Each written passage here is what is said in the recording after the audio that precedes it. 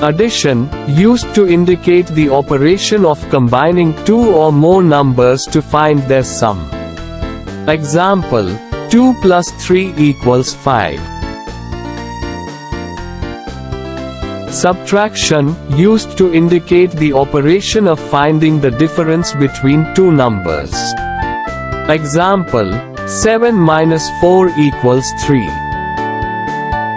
Multiplication, used to indicate the operation of repeated addition or finding the product of two or more numbers.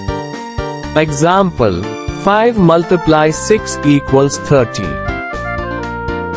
Division, used to indicate the operation of splitting a quantity into equal parts or finding the quotient of two numbers. Example, 12 divided by 3 equals 4.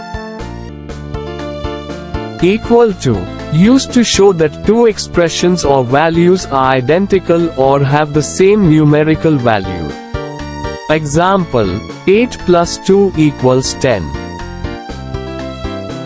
Greater than, used to indicate that one value is larger than another. Example, 6 greater than 3. Less than, used to indicate that one value is smaller than another.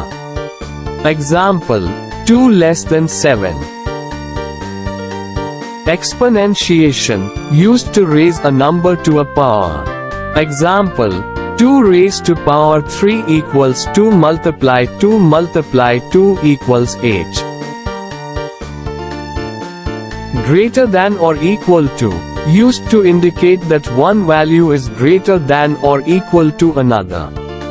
Example, 5 greater than or equal to 5. Less than or equal to, used to indicate that one value is less than or equal to another. Example, 4 less than or equal to 7.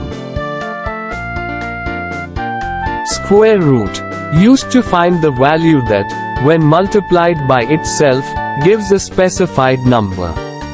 Example, square root 25 equals 5, because 5 multiply 5 equals 25.